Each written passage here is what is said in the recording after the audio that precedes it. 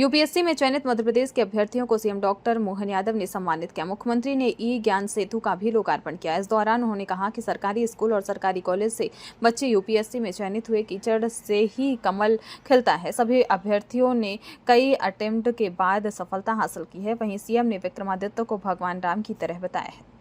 भारतीय प्रशासनिक सेवाओं के लोगों ने अपने तरह से अलग अलग प्रकार से युक्ति बुद्धि के साथ, मेहनत के साथ इस देश को दुनिया का सबसे बड़ा लोकतंत्र बनाया। उसमें आपका सबसे बड़ा योगदान है। मैं बधाई देना चाहूंगा हमारे सभी प्रशासनिक सेवा के अधिकारियों को, कर्मचारियों को। और क्या राज्य प्रशासनिक सेवा, चाहे राज्य के केंद्र प्रशासन में, तो मान के चलता हूं कि ये जो हमारी परमात्मा की लीला है इस अवसर पर, लेकिन कुछ उदाहरण हमको बड़े भी देखना पड़ेंगे जिसकी तरफ से हम अपने अतीत के गौरवशाली पृष्ठ पे भी ध्यान दें।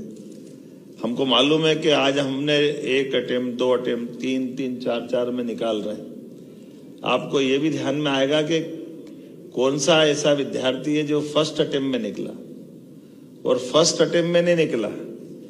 फर्स्ट अटेम्प्ट में भी उस समय जब अंग्रेजों के लिए, उस समय के भारत में अफगानिस्तान, पाकिस्तान, बांग्लादेश, श्रीलंका, भूटान, ये जो पूरा बेल्ट एक था, उस समय आईसीएस होती थी। और आईसीएस की उस एग्जाम में ये जो घमंड था अंग्रेजों को कि हाँ हम बहुत बुद्धिमान हैं, हमारे खून में कुछ विशेष गुण है, पता नहीं ये क्यों बीमारी हो जाती किसी किसी की, लेकिन हो जाता अहंकार। उनने अपने युक्ति बुद्धि से जब राज्य बना लिया, वो भूल गए कि ये सत्ता, सुख, राज्य, अधिकार, इसके आगे भी कुछ है। और भारत तो देने का सुख मानने वाली ये संस्कृति का भारत है, जो यहाँ पर अतीत के काल से सब कुछ लेने का नहीं, जियो और जीने दो का भाव रखने वाला भारत है। हमारे लिए सौभाग्य की बात है, इस भारत के अंदर अतीत के काल से जड़ों के अंदर जो संस्कार डले, आईसीएस की वो एग्जाम नेताजी सुभाष चंद्र बोस ने पास की थी।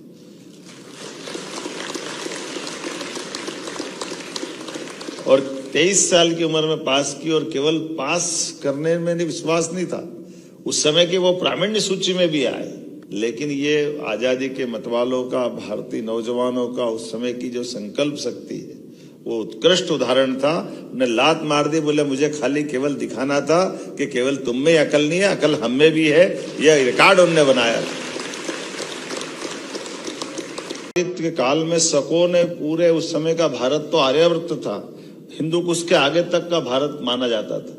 और ऐसे में पूरा भारत शकों के आक्रमण के बाद गुलाम हो गया।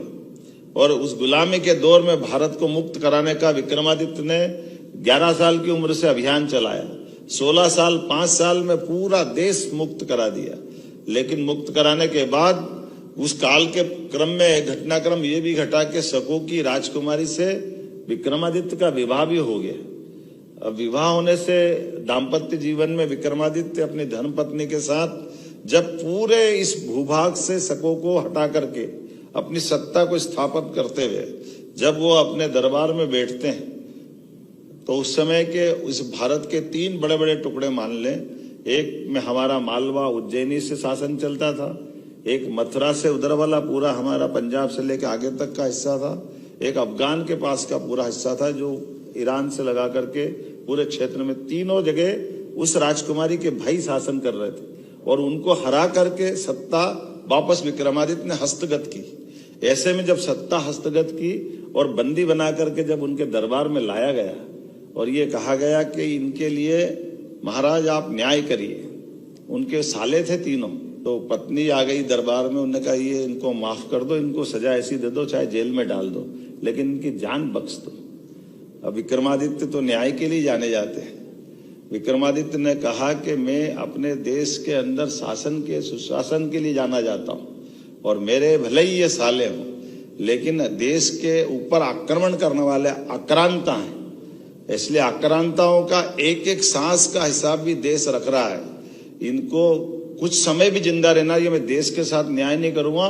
उसी समय 3 सालों को हाथी के पैरों से दबाकर उनको उनका प्राणांत करा दिया।